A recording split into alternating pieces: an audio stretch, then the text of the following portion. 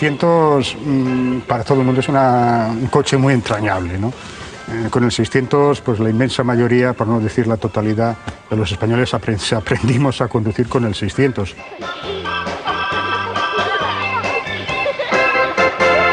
En Italia no tuvo éxito alguno.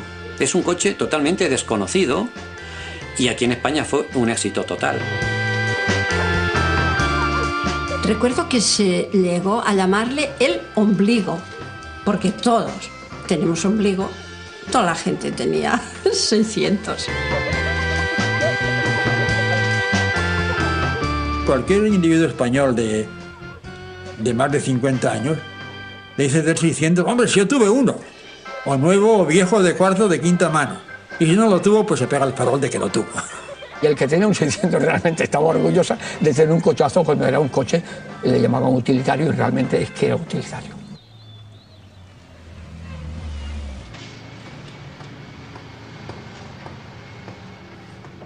SEAT nace por una necesidad que se nota en el país donde no hay automóviles, donde la suma de automóviles, más motocicletas, más camiones, más tractores, no alcanza la cifra de 100.000. Esto año 1950. En el proyecto de industrialización de la posguerra, del régimen, estaba evidentemente la necesidad de una industria nacional del automóvil. Y a la hora de escoger el socio tecnológico o el socio industrial o el socio capitalista, se inclinaron inmediatamente por Fiat. A mí me encargan en el año 54 que me ocupe de nacionalizar los elementos metálicos del coche. Y esa fue la gran labor que tuvimos que hacer para que el año 56, 57, el 90 y tantos % de los materiales de producción fuesen nacionales y tuviésemos posibilidad de fabricar, porque traerlo de Italia no había divisa.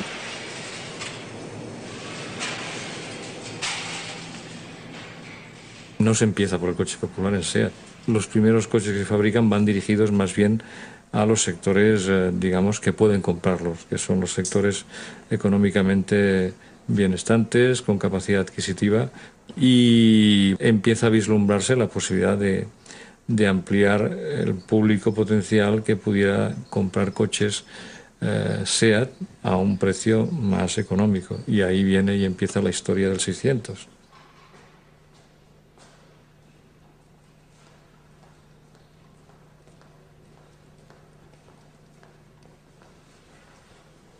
Este es el edificio de las oficinas centrales de SEAT en la zona franca. Este era lo que se llama la planta noble, donde estaba el director de la SEAT y todo el personal directivo. Ahora entramos en lo que era el despacho del director, donde se tomaban las decisiones de SEAT. Aquí es donde se fraguó el proyecto 600. Proyecto 600 que inicia en el 1955, donde se decidieron las primeras inversiones, las ampliaciones de plantilla y todos aquellos pasos necesarios para que en el 1957 se lanzara el primer 600.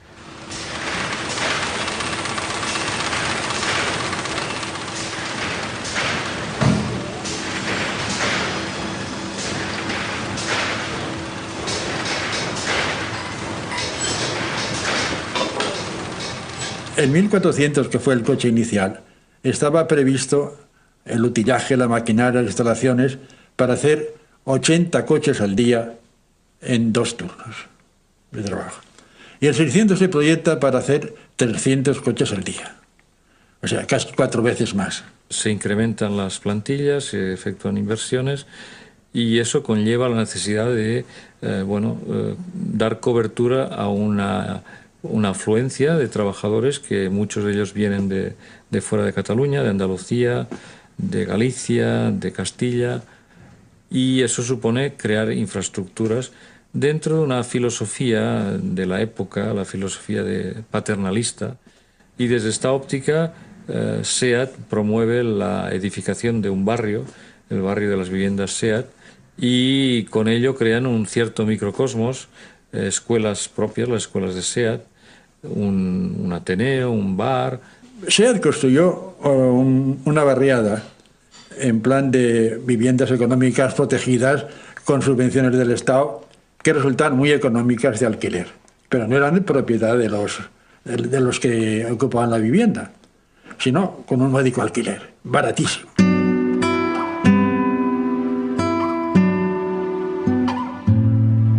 Mi padre entró a trabajar en enero del año 53 y entonces él, aparte de llevar durante el día su trabajo normal de mantenimiento como técnico electricista, por la noche era el jefe de orden y vigilancia, que se llamaba. La única cosa es que tenía que vivir aquí. Entonces aceptó vivir aquí, en esta casa, y nos vinimos a vivir toda la familia. Al principio vinieron mis padres con mi hermano, que es más mayor, y mi hermana, y yo ya nací aquí, en el año 55. Es decir, que yo nací directamente dentro de la SEAT. Como anécdota, podría decir, por ejemplo, que el presidente de la SEAT, don José Ortiz de Chaue, que era general de aviación, cuando me veía cuando yo era pequeño, que iba por aquí, me decía: ay, Paquito, Paquito, tú eres más de la SEAT que el 600. Claro, es una situación bastante peculiar, ¿no? Es decir, que hemos visto pues, crecer todo. Aquí hemos visto visitas de jefes de Estado, hemos visto a Franco cantidad de veces, a doña Carmen Polo, al rey Hussein, mandamases del régimen.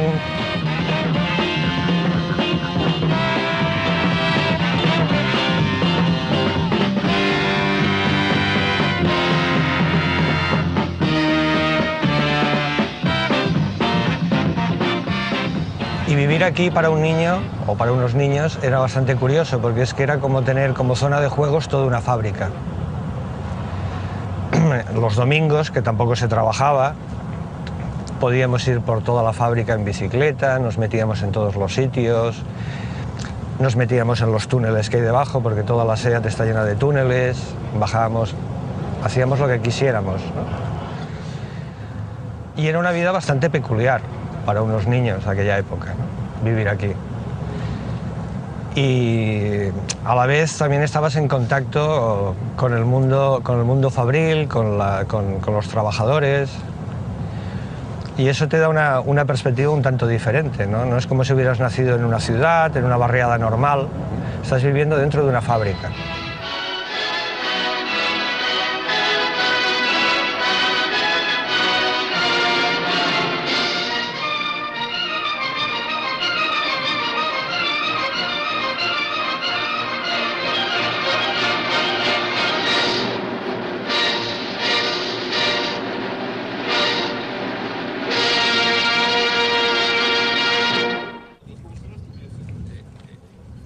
En aquella época, entrar a trabajar en la SEAT era el sueño de la clase media baja.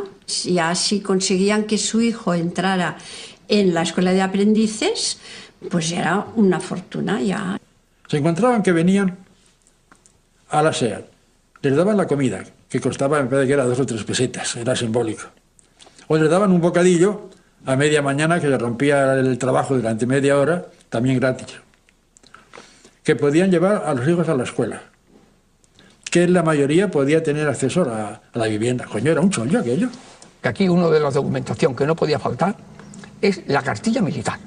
Si no tenías la cartilla militar, que vieran ellos, digamos, no sé, el currículum, por decirlo de una forma que tenías, y el buen servicio que veías a la patria, lo tenías mal para otra. Y era mucho mejor si tenías una recomendación. Referencias tanto por parte del párroco del pueblo como por parte del secretario local de la Falange o del cuartel de la Guardia Civil. Había una disciplina enorme. Luego, cuando al salir se registraba la gente. ¿Cómo? No a cada uno, porque no habrían acabado nunca, pero aleatoriamente iba pasando y sonaba un timbre, y entonces al que estaba allí le registraban. Por aquí teníamos que pasar todos los que trabajábamos en el taller. Y bueno, tenías que tocar el timbre. Si el timbre sonaba, te cacheaban y bueno, pues lo que si daba la coincidencia de que llevabas alguna cosa y tal, pues bueno, pues te sancionaban, ¿eh? Entonces esto era diario, ¿eh? Y a la hora de entrada, pues bueno, no te cacheaban, pero sí que estaban los vigilantes mirándote también, por si entrabas por propaganda, que normalmente, pues claro, se entraba. Hombre, pues eran cosas insignificantes, un fusible para un coche, una bombillita de un faro, cosas de estas que bueno, que no valían nada, pero que claro, se sacaban mucho, pues sí que era dinero, ¿no? Hubo un caso curioso, o sea, de unas palancas que salieron nuevas, que cuando fueron a montarlas, pues resulta que no había palancas ninguna, estaban todas montadas en los coches que estaban fuera en los aparcamientos, o sea, de gente que se las había sacado, ¿sabes? Y eso fue, bueno, pues unas sanciones masivas que hubo de 200 y pico, 300 que sancionaron, ¿eh? En una empresa grande tiene que haber unas normas de disciplina y de corrección, unos servicios de vigilancia, y al que desmanda, pues ahí se le llama la atención. Pero la gente no se desmandaba. Que va un reglamento interno, y el reglamento interno, cuando entrabas a SEAT, te lo da. Es un librito donde llevabas todos los artículos, todas las disposiciones que te exigían que cumplieras en el reglamento interno. Y uno de ellos, una de esas disposiciones, te decían que la chapita que tenía que llevar, por supuesto las chapitas eran según dónde pertenecía, la sección, grupo que pertenecía, era de un color o de otro. Ponía en la numeración la sección que pertenecía, yo por ejemplo pertenecía a la 18, pues 118, 256, que tenía yo de número de chapa. Y esa chapita te decía el reglamento interno que tenías que llevarla siempre visible para cualquier mando que te pidiera el número. Nosotros aquí no éramos un trabajador, éramos un número. Ellos me entraron también. ¿Tú qué número de distintivo tenías? Yo tenía el 110, poner las chapas que como venimos a trabajar. 530. Un 30, está un 32 me parece, ¿no? 118, 356 tenía yo. Hay alguna negra que lleva chispa. A ver. Esta es la del encargado. A ver si hay una negra. Que yo la chispa llevábamos la negra. Este es encargado. Este es encargado. Oye, póntela, a ver. Bueno, cuando entrábamos había unos ficheros con una ficha y había que fichar y subíamos arriba que había los vestuarios. Entonces nos poníamos el mono y bajábamos y cada uno ya sabía dónde tenía que ir, ¿no? A la sección tal. Y entonces pues nos pusimos a trabajar, que por cierto los tiempos eran muy ajustados, ¿no? Que había que hacer mucha producción, porque pues aquí a través de esa puerta entrábamos y dentro era la nave de producción.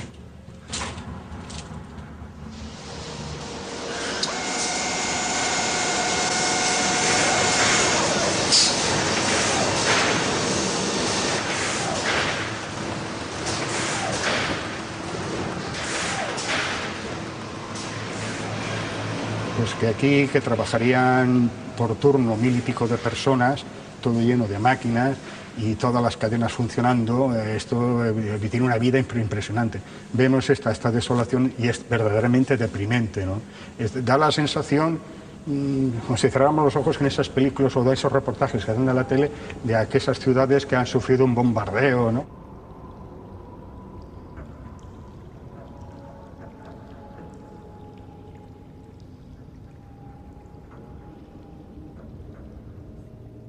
En el 600 yo estaba en el mascarón, donde se juntan el piso, los laterales y el techo y se suelda. Y entonces eso va para la línea y allí ya hacen otros trabajos.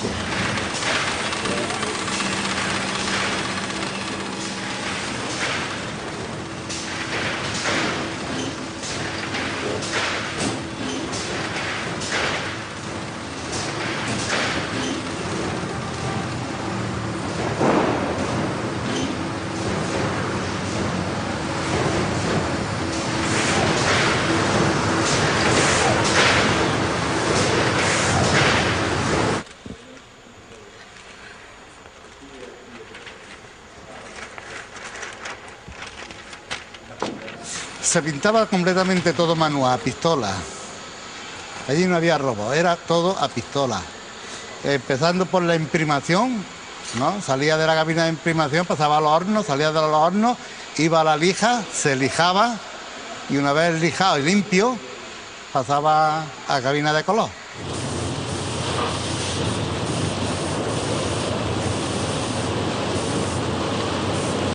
El ambiente en la cadena de montaje y la imagen que yo he vivido todavía en el 600, pues bueno, fueron las chispas de las soldaduras, los trabajadores cogidos en pinzas para soldar las carrocerías y como un mar de fuegos artificiales. La impresión era realmente impactante porque lo que ahora se hace con robots, entonces se hacía todo manualmente.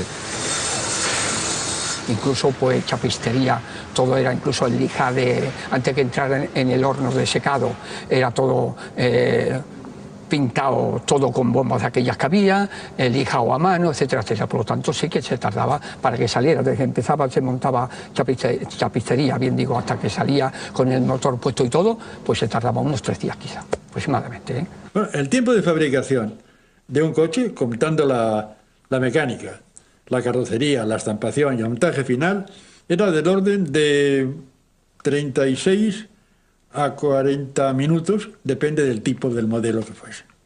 Eso no quiere decir que saliese un coche cada 45 minutos, sino que el tiempo que estaban los operarios sobre el coche era ese.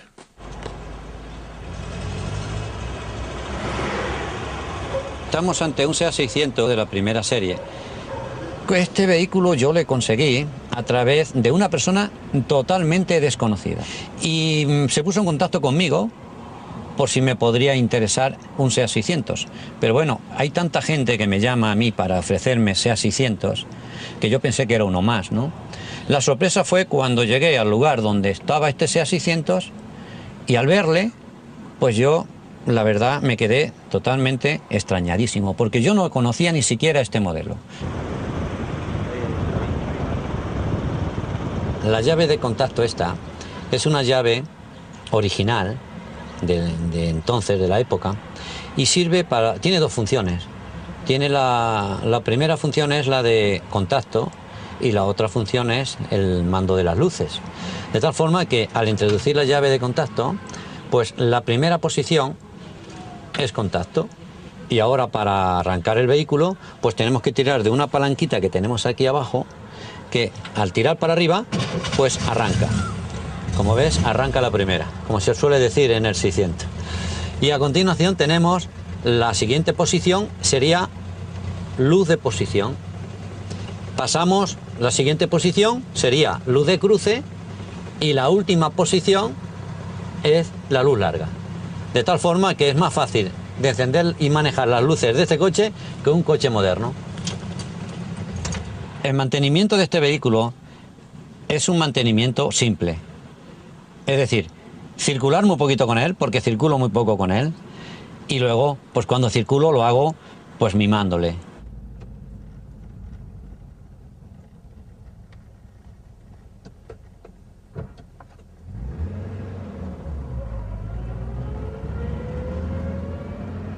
En España lo único que había era la lambreta y el que tenía entonces una motorcito de esta era el Nova Más. Y cuando salió el 600, pues claro, aún fue el golpe más grande porque aquí pocos coches, los pocos que había eran de antes de la guerra y viejos. Desplegaba una expectación tremenda. Era un deseo. Es como cuando pasa una mujer guapa, todo el mundo se la mira. Pues pasaba un 600 y todo el mundo se quedaba boca abierto, ¿no?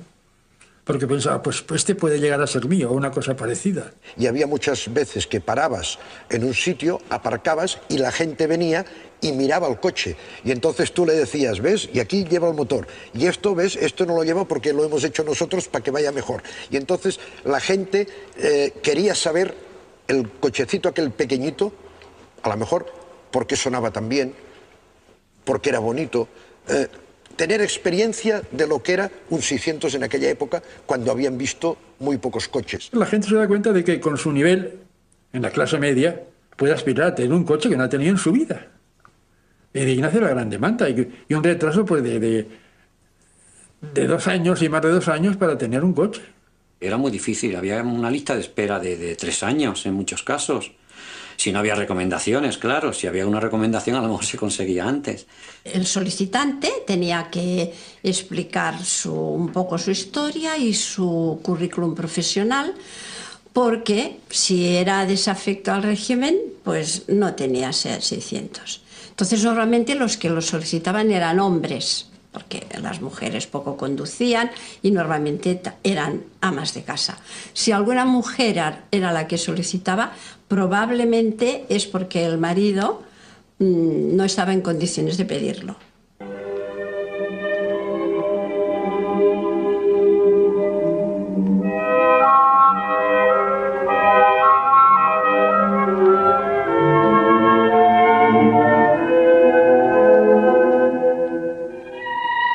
Prueba de la demanda era que un fenómeno que los economistas de hoy pues casi ni se lo creerían. Hacíamos los coches con el dinero de los clientes.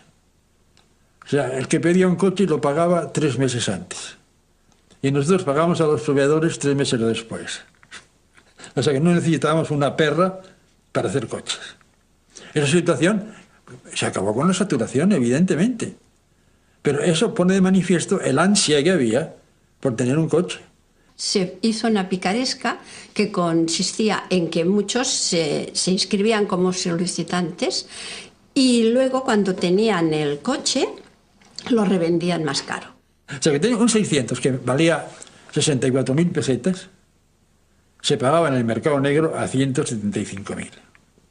El primer 600, si no recuerdo mal, lo tuvimos más o menos hacia el año 61. Y creo, por las fotos, que era una matrícula Barcelona 198.000. Color azul. Color azul. En aquella época un 600 costaba unas 65.000 o 70.000 pesetas.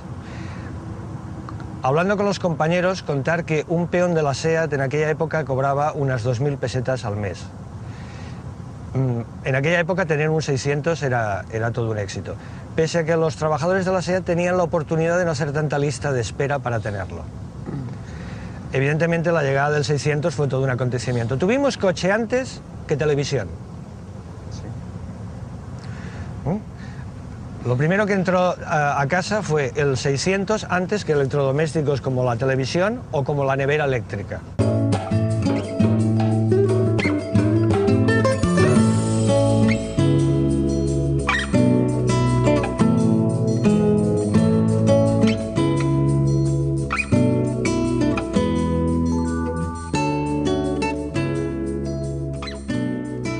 ¿Y qué abrió el 600? Pues abrió la posibilidad que la gente de clase media que estaba progresando, que había una cierta movilidad social, pudiera subirse en un coche de 4 ruedas, viajar los domingos y después de trabajar toda la semana, sábados incluidos, después de hacer horas extras para pagar las letras del 600, pero se sentían muy afortunados, muy modernos y muy ricos. Salían de compañeros de aquí, de fábrica, de Barcelona, que se iban a Andalucía o a Castilla, y que de una tirada se hacían con aquellas carreteras de hace 40 años, pues con el 600, tardaban 24 horas, lo que sea, y el 600 llegaba.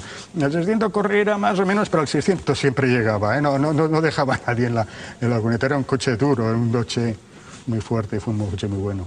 Los domingueros que hacían, pues se iban con el 600 a descubrir lo que la gente modesta no había visto. No era fácil ir pues a la costa o el interior o a la sierra o lo que fuera.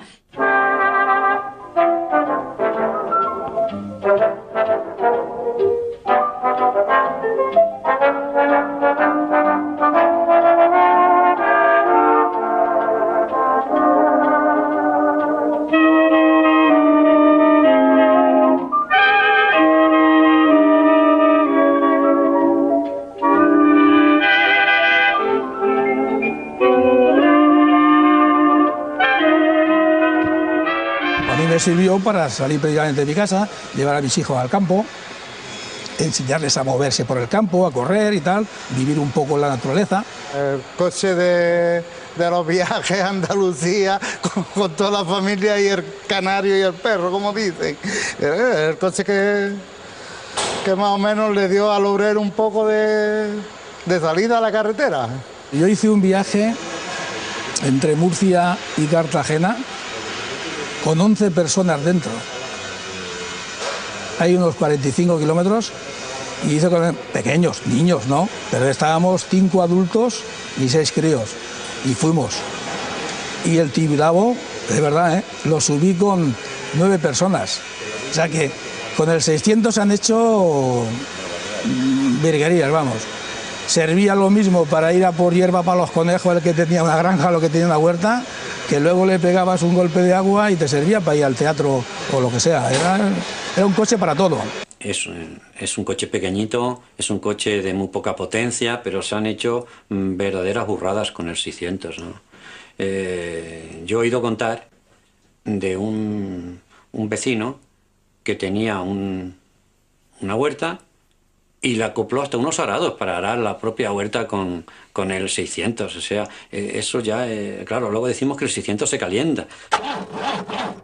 Hay que tener presente la imagen de esas carreteras españolas bajo el sol y encontrarse continuamente con un 600 en el arcén, con la familia fuera del coche intentando dejar que se enfríe el 600, porque era uno de los problemas endémicos del 600, ¿no? Los calentones que se llamaban. Cuando lo tenías unas horas de funcionamiento en rutas largas o en cuestas o con un exceso de peso, pues se calentaba. El motor es trasero, con lo cual la ventilación pues también no es lo mismo que el motor delantero y tal, ¿no? Entonces yo, por ejemplo, pues le puse, como había muchos casos, un trozo de hierro, una palanca, y llevaba siempre el capó, la tapa del motor, la llevaba siempre levantada, de manera que el flujo de aire fuese mucho más cantidad y entonces se refrigerase mejor. Como era una mecánica tan sencilla que tenía el 600, eran 4 chapas, por decirlo de alguna forma, el motorcito, y ya está. Muchos aprendieron a ser mecánicos del 600. Porque se recuerda que muchos le ponían hasta alambres para adentro para cambiarlo por una cosa que le faltaba y ya está. Es decir, aprendieron mucho cuando se compraron el 600 y pasaban varios años que lo llevaban ya usando, pues había una avería y aprendieron de mecánica en el 600. Se dice que el 600, en cualquier pueblo un herrero le arreglaba. Se dice el herrero porque antes en los pueblos había herreros, ¿no? Más que mecánicos. Y el herrero le arreglaba. Pero es que en realidad para arreglar un SEAT 600 nada más que tenemos que llevar 2 cosas. Una botella de agua, un bidoncito de agua, hoy día ya es anticongelante o sistema de refrigerante, y un par de correas que son las que lleva el vehículo para mover el ventilador. Llevaba lo que eran los palíes, que era tracción trasera, y tenías acoplado en todo lo que parte trasera lo que es el motor, cambio, diferencial y palíes. Y delante solo tenías la ballesta con los 2 amortiguadores de suspensión y la caja de dirección. O sea que lo que era mecánicamente era un coche muy simple pero que no te daba problemas. Bajamos el coche abajo.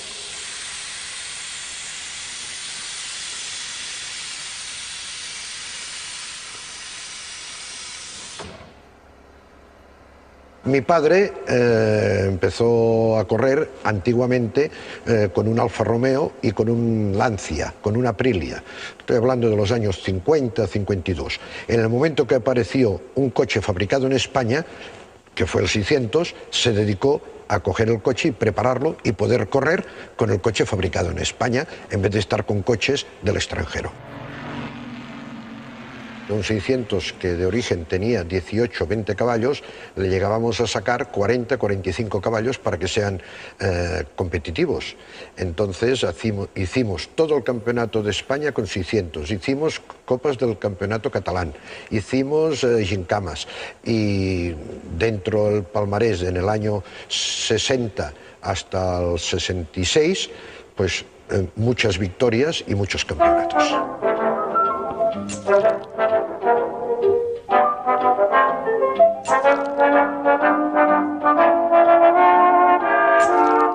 Yo yo aprendí a conducir lo que me enseñó mi padre con un 600. En el taller que teníamos me decía cómo había que hacer con el freno a mano para hacer un trompo, cómo había que frenar, cómo había que girar y todo. Y yo con 17 años conducía el coche, ya fui campeón de Cataluña con un 600. Bueno, pues aquí tenemos un 600, que es del año 65.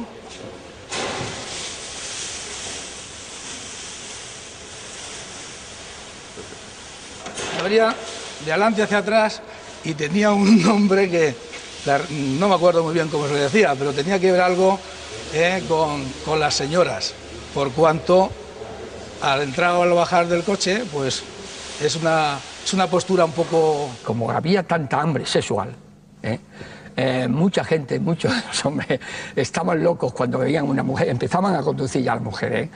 Cuando iba una mujer conduciendo un 600 estaban locos para que parara, y claro, como se abría la puerta delante para atrás, tenía que salir la mujer y realmente se le veían las piernas. Y esa era la cuestión. Después hubo una modificación y ya se abrían las puertas desde atrás para adelante. Ahí ya no había manera de nada más. Pero la imagen que yo tengo del 600 es que cuando se empezó a vender el 600, pues por las calles de Barcelona y también por otras calles, pero sobre todo por Barcelona, pues lo único que se veía era una serie de marcas, muy poquitas marcas de coche y 600 en las calles. Claro, mucho menos que ahora, por favor.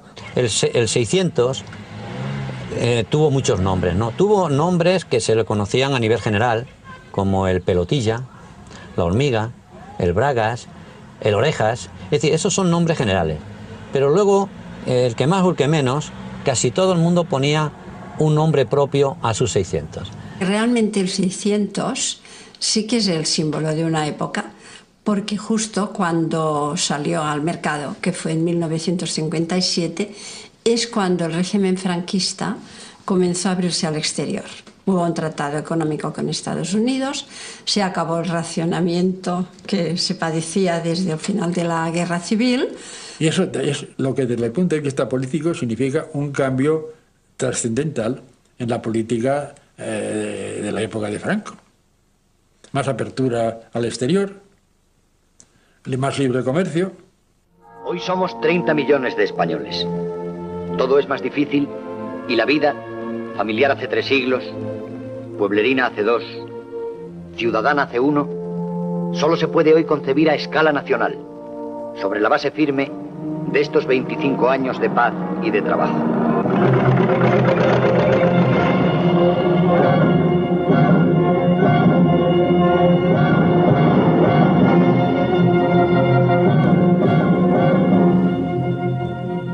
Los 25 años de paz ofrecen un vigoroso proceso de reconstrucción y desarrollo y la posibilidad de acelerarlo mediante un plan general para los próximos 4 años.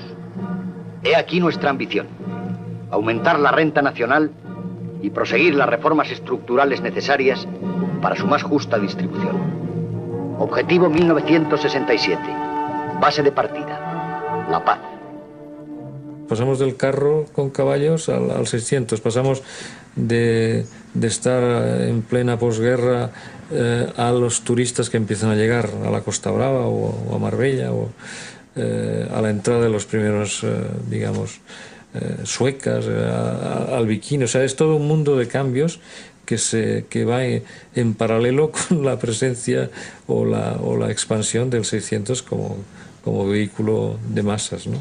Lo explotaron muy bien el tema del 600, no solamente de cara en España, sino cara al exterior, porque las primeras exportaciones de coches de SEAT fueron 600, y eso fue también una propaganda muy grande que hizo el régimen. O sea, el 600, de cierta manera, en aquellos momentos, era pues la criatura, la niña mimada del régimen. En la época de Franco, el 18 de julio se daban unos premios nacionales a las empresas, a los trabajadores, a diversas entidades y personalidades. Y el año 62 se le concedió el título de empresa modelo a SEAT.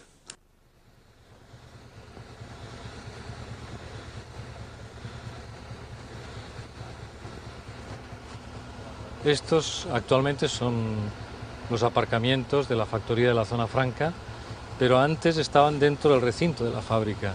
Y aquí había una piscina. Esta piscina era para las aguas residuales, los baños galvánicos, etc. Pero en una de las primeras visitas de Franco a la fábrica,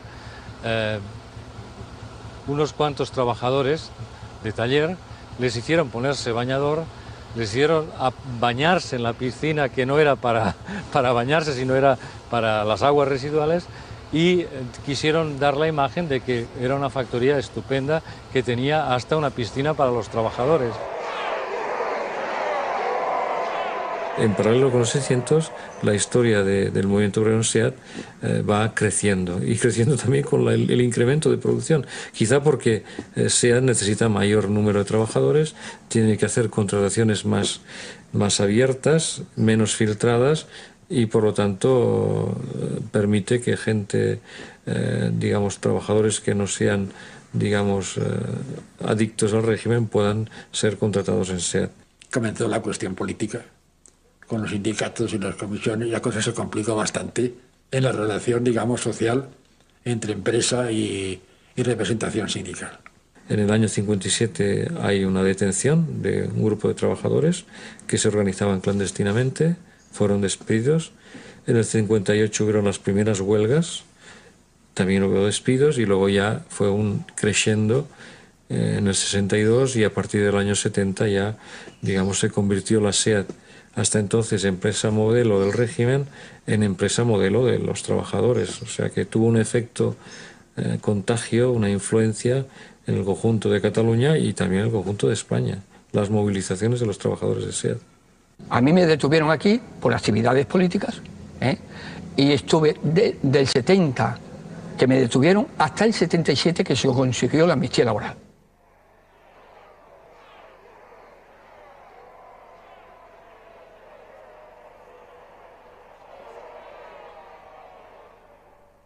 El momento más álgido de luchas en SEAT se dio todavía con el 600 en el 71, en octubre de 1971, donde para reivindicar la readmisión de los compañeros y compañeras despedidos por sus reivindicaciones sindicales, se ocupa la fábrica de la zona franca, porque la empresa, la dirección no atiende la reivindicación de la readmisión de estas personas, entre las cuales yo también me encontraba. Entonces yo era responsable de la fábrica. Y a las 6 de la mañana me avisa el jefe de vigilancia de que los trabajadores han tomado la fábrica. Me voy y veo que efectivamente está la fábrica parada y que hay un grupo de trabajadores que están pues manifestándose pues para pedir sus reivindicaciones. Y el director general estaba en Madrid y le llamé a las 7 de la mañana. Me dice: ahora voy por ahí. Avise usted al jefe superior de policía y al gobierno civil. Y entran a caballo, entran con tanquetas de presión de agua, y se genera una batalla campal dentro de la fábrica. Los trabajadores, digamos, evidentemente resistimos a los ataques de la policía a caballo, y utilizamos las herramientas que disponemos, que son pues bueno, los tornillos, las tuercas, para apretarse en las máquinas. Y bueno, hubieron muchos heridos, hubieron policías también heridos, los caballos resbalaban dentro de los talleres y se caían. Y en una de estas, digamos, circunstancias de intervención y de resistencia, pues un policía sacó la pistola, otros también, y pues bueno, dispararon para, digamos, de forma indiscriminada, y una de las personas que fue herida, pues falleció, y este era Antonio Ruz Villalba, que era un trabajador de SEAT, que bueno, que murió a consecuencia de los disparos de la policía.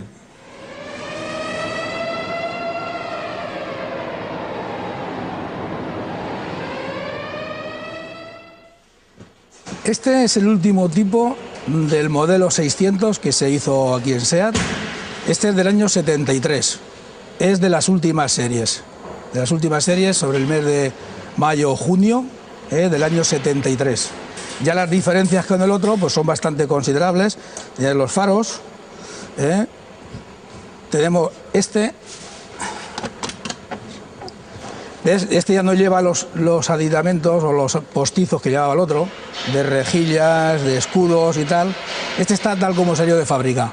El último 600 que salió de la cadena de montaje de la factoría, ya hecho, era un 600 blanco, fue en agosto de 1973 y los trabajadores que no estaban de vacaciones y que estaban allí lo despidieron con una pancarta enorme que decía: naciste príncipe y mueres rey.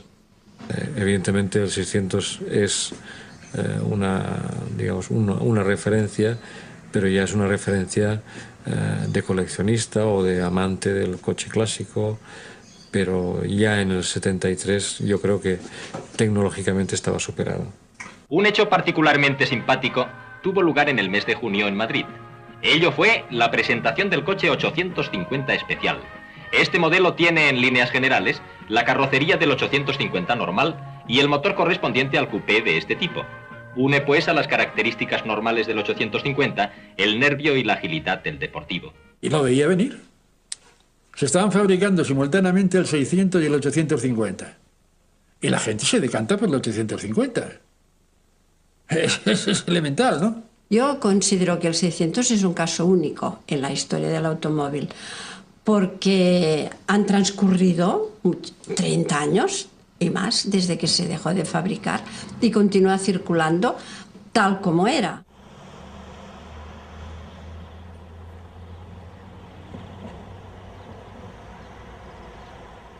Fue el primer coche que compró mis padres y la verdad es que desde entonces le empezamos a cuidar y nos quedamos, yo me quedé con él, le pintamos con los colores del Atleti. Todos los detalles que tiene son del Atleti, no puede tener otro detalle que no sea del Atleti, por eso le llevo hasta los sitios. Mira, estas son las primeras camisetas del Club Atlético de Madrid, del estadio, el bombín que nos poníamos los atléticos para ir al partido y claro, luego está donado con todas esas del Atleti. Le llevo a los partidos, pero te comen de que si quieren hacer fotos con él y muchas veces no le llevo por eso, porque le tengo mimado. Es un coche para mí, pues no tiene precio.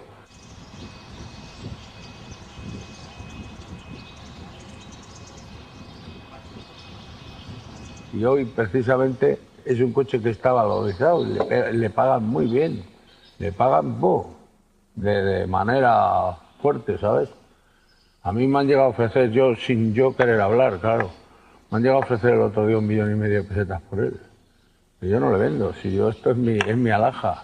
No están enamorados del 600, simplemente las personas más mayores que en su juventud lo llevaron, sino sus descendientes. O sea, he encontrado chicos, sobre todo chicos, de mujeres no he encontrado ninguna.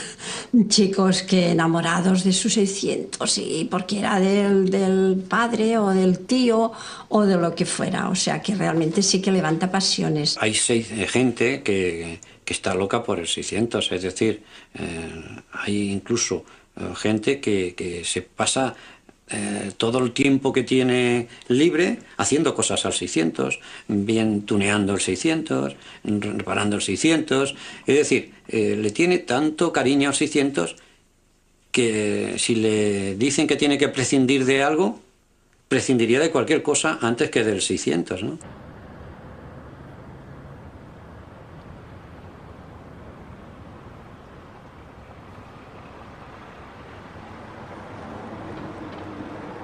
Mi coche, mi 600, es un miembro más de la familia para mí.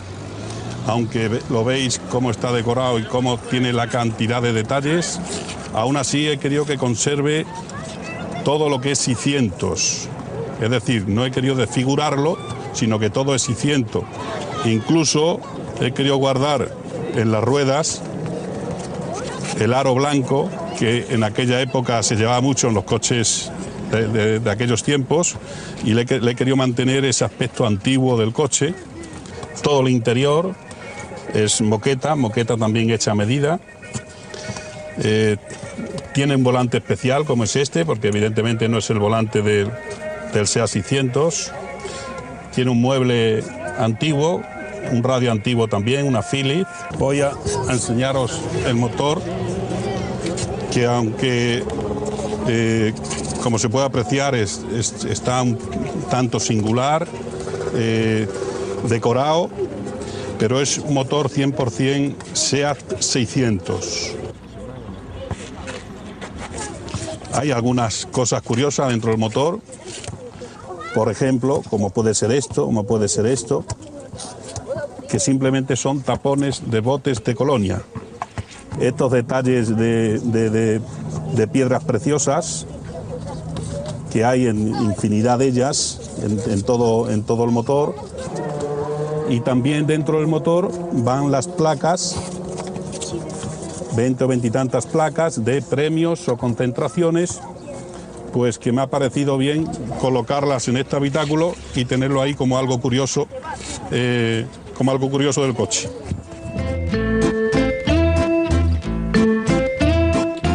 Los Club 600, que hay, todos los apasionados del 600 se van uniendo en las distintas partes de España, y hay 33 clubs en España y uno en Portugal, y en 1997, que se cumplieron los 40 años de que salió el 600 al mercado, en Martorell se hizo una concentración de 600 que se pretendía que llegara a 600 coches. No se alcanzó, pero faltó muy poco. Cuando nosotros vamos por ahí a los sitios con ellos, pues la verdad que llama mucho la atención.